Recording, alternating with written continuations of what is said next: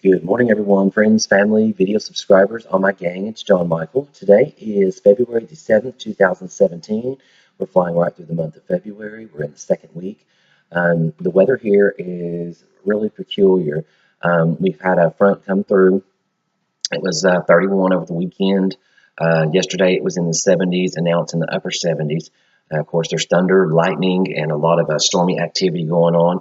For all of those who know me on a personal level, know that I love the storm, I love the wind, the rain, everything to do with that type of weather. So I'm feeling really energized this morning, and I'm just sitting back and enjoying the energies. And I thought I would do a video per request. A friend of mine, basically about how to cleanse, dress, anoint the 7-day novena style candles. Most of you who are in this tradition or are watching this channel are probably already familiar with the 7-day candles. This is a 7-day success candle. And generally, these types of candles are set for either protection, for love, for money, for strength, power to overcome adversity, domination, set one to your favorite spirit, your saint. They have tons of meanings. You'll find condition candles. This is basically what this is called, like success, Mr. Money. This is one that I like to use. This is good for guys. Let me draw one. Come to me.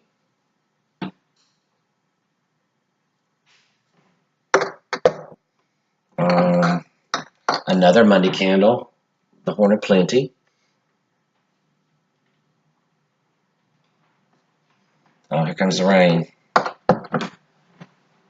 Oh, wow. Here comes the rain. Let me put this on pause just a moment, guys. Sorry, guys, for the little non-commercial interruption there. Actually, it is hailing outside. I can see as I look out the side window here, the sidewalk is covered with little, maybe about inch, 2-inch balls of hail. That's super. So let me continue with what I was talking about. And we also have, they come in many different colors. As you can see, you have candles that come in 2 different shades. You have candles that come in 1 shade. You have candles that come in several shades. The reason why, the rainbow candle generally is for multi-purpose, multi-use, multi-blessing. You can use it for cleansing. You can use it for, like I said, multi-blessings. You can use it as a thank you candle at the first of the month. A lot of us that work with candle magic, whether we work with saints, Orisha, spirits, ancestors, whatever we kind of work with, or if it's just the universe in general, we like to set one of these on the first Friday of every month as a thank you and to keep blessings kind of going in our life. We have candles that invoke holy death. Why would we want to invoke holy death? Santa La Santissima Muerte, Most Holy Death, is very revered in the Latino and the Mexican communities. A lot of people that are so-called in the streets with their business, if you can kind of read between the lines where I'm going, a lot of them petition Santissima Muerte to help them kind of, be shielded from the law, to help protect them against their enemies, while they're doing their dealings. Santissima Muerte is also very revered depending on the black. Like I said, that's what that would be used for. The red normally is for love or protection, and the white is just for the general blessings, for La Santissima Muerte. Let's see here. And also, you want to be protected from an early death, so, or if you're out in them streets and it's dangerous. Reversible. I think this is one of my most favorite candles because of the the job that it does. Reversible is often used when someone has sent something to you that you do not want to accept or that you don't deserve or that is either wrecking your life. You can set a reversible candle to send these things back to your enemies or those who sent them. Reversible is also is if you work around a lot of people or if you do a lot of tarot readings or you're in the public to where you have to give advice or consults to people, whether it be legal consult, health consults. Um, you see where I'm going with this. A lot of the times you pick up a lot of people's energies because you're trying to feel them where they're coming from so that you can advise them. So you're picking up all those negative energies and then you take that shit home. And we don't want to take that home. Home is where the heart is. Home should be sacred. Home should have at least, your space, to where you can have your space there. So, and also another one for this would be is if things are just don't seem to be going your way or you're trying to break something, sometimes you can use a reversible for that to turn things back around in your favor if things have just not been going your way, like if you're having really bad luck. I always get the black on top of the red. They do make a red on top of the black. I had someone ask me this question this weekend. Actually, I had a couple of people ask me this question this weekend. The reason why is I always use the black on top of the red. Number one, the old school. Okay. Old school, we have taper candles or pillar candles like this. You would have to cut the wick off of the red, turn it upside down, symbolic. Everything is symbolic pretty much in the magical world. So therefore, you're burning the candle from the bottom in. So you're reversing things. You're turning the tables, so to speak. Also, you want to bring in the black. Like if you've had a long-standing negative condition that you cannot get rid of, you want to burn that black to get all of that bad energy and bad juju and all that stuff away from you, and then bring the red in to really kick it out the door or to bring the blessings back in your life to get everything kind of moving again. I really like these. I usually generally set these to a bois when I do a reversible. You will also see there's candles with religious associations. You'll find saints on many candles. This one is the Sacred Heart of Jesus Christ. Sometimes you'll find the ones with the Blessed Virgin. You'll find the ones with Guadalupe. And then there's a lot of saints that a lot of people aren't familiar with, like Our Lady of Charity, Carnad de Colbre, I think that's how you say that in Spanish, and she takes like a yellow candle. You'll usually see her image on those. The Sacred Heart is used for a lot of different things. People that are even non-Christian or that do not follow the biblical way of life and they follow more a different religion. We use Jesus Christ to represent, peace and purity. We represent Jesus Christ as in he is very revered because he's associated with different spirits and different deities, because his areas of expertise, talking about Jesus Christ, would be maybe equated with the expertise of another spirit or deity, see, that kind of belong to a sector, if you can see what I'm saying. So we use a lot of saint candles for synchronization. I know that I had this conversation about saint synchronicity with a close friend of mine this weekend about how the most all of the saints are the old world gods and how that they are pretty much just renamed. So you may see me burning a candle for, I don't know, like say Saint Lucy next to Obatala, because, Saint Lucy, has the one that has the power of the eyes, and that she can see, past things, because there is a path of Obatala that is associated with like the all-seeing eye, pretty much, in a nutshell.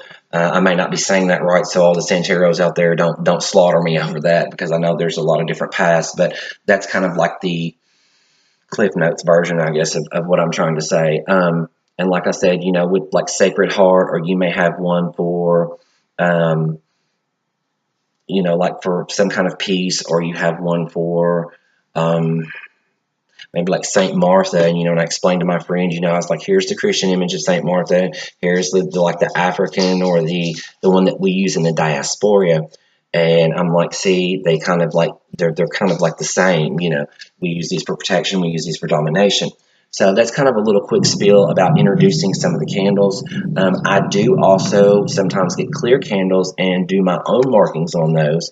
This one here that I have for Oya, this is a marking right here that I actually got from Sally Ann Glassman's New Orleans Voodoo Tarot. She has Veves for like Orisha, and she has Veves for the Loa and all of those things. So this is one that I did to Oya myself, and of course it's got this here for her.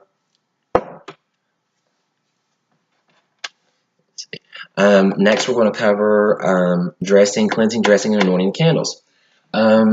Sorry, guys, I'm in my office space in here, and I've been cleaning and rearranging.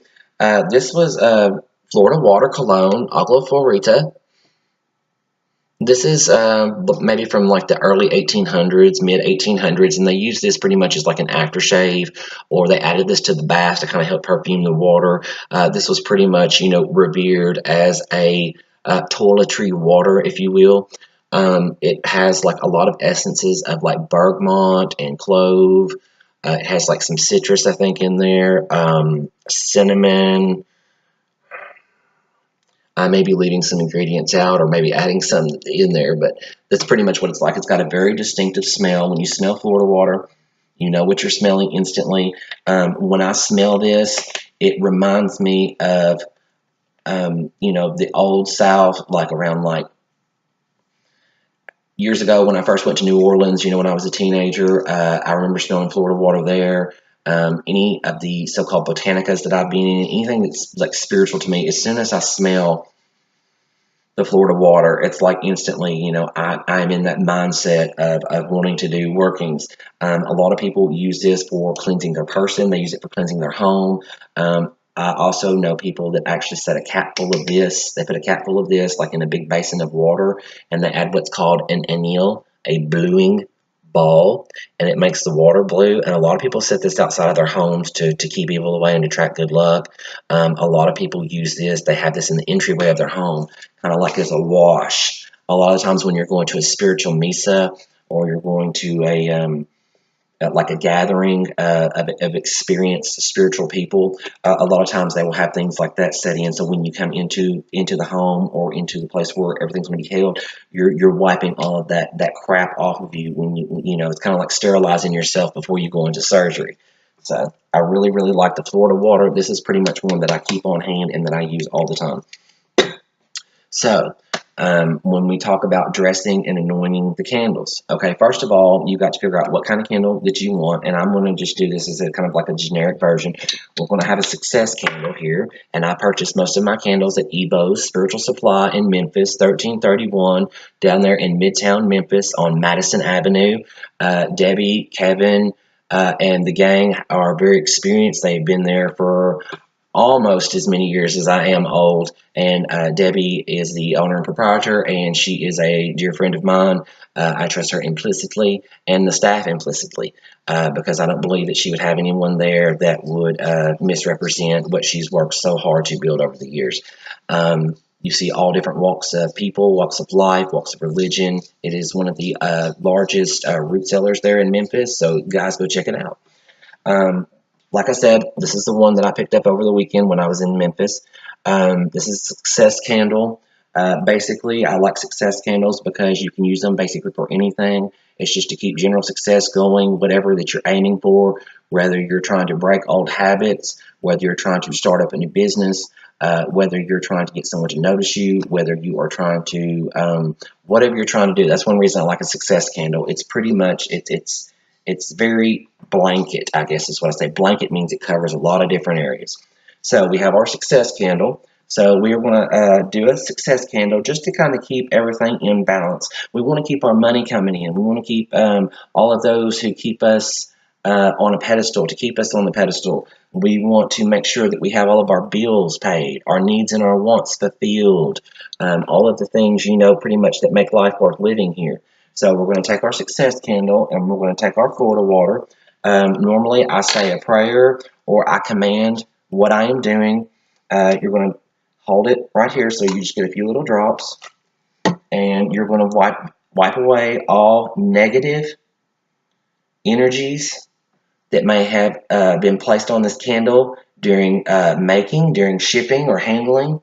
You now remove any negative and unwanted energies away from this candle. And usually I rub out like this.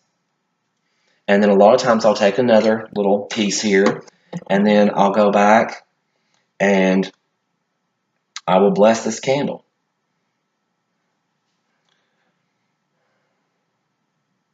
Creature of wax, you are now a creature of fire. You're a creature of magic. Work my will, grant my desire. I blow life into it. A lot of times I'll go ahead and I'll seal it with a cross or a circle and a cross. So the candle is ready pretty much now, okay? A lot of the times I'll take a bamboo skewer. The reason why, because these have a very sharp point on them. I don't like using ink pens. I don't like using knives. If I use a taper candle, long skinny candle, I'll use my fingernails sometimes. So you have the wax. You'll want to take your bamboo skewer, and I usually make what's called a little well down in here. I'll just take my bamboo skewer and I'll just make a little, see how I'm doing that? Make a little well down in there. You also can get closer to the glass and push it down in there. The reason why we do this is because when we get ready to add our herb mixture, or we get ready to add our oil, we are going to use this as the well so that everything gets mixed up really, really good, okay?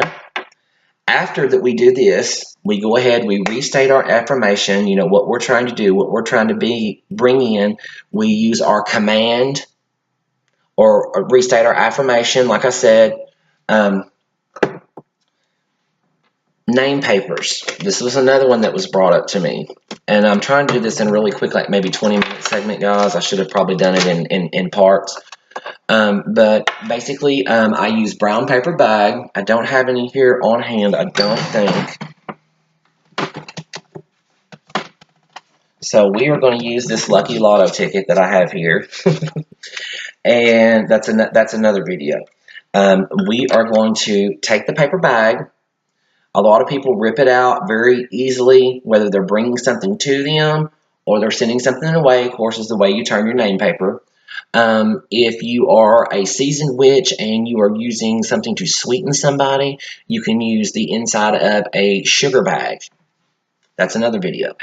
But basically, we want to take our petition paper. We want to write out our command and place that up underneath the candle for a visual. Or if we are working on an individual, say like if we're doing a come to me spell, you would do all the necessary steps that I just mentioned. The only thing different is that you would take the person's name, you would turn it towards you, and then you would cross your own name over them, and then of course put like, you know, love me, come to me, come to me, come to me, blah, blah, blah, blah, whatever, all the way around the parchment. Does that make sense? Okay. If you're doing something like this, or something like a Mr. Money or something, you can basically state a command of what you're wanting done. You know, like money, rain, or horn of plenty, you know, all my needs and wants are fulfilled, all my bills are paid. You get where I'm going with this. It's basic, simple commands, pretty much symbology. And this is pretty much the end of the video on how to select your candle, cleanse it, dress it, and prepare it for a spiritual working. If you have any questions or concerns, feel free to email me here through YouTube or at my own personal email, mitterguy@gmail.com.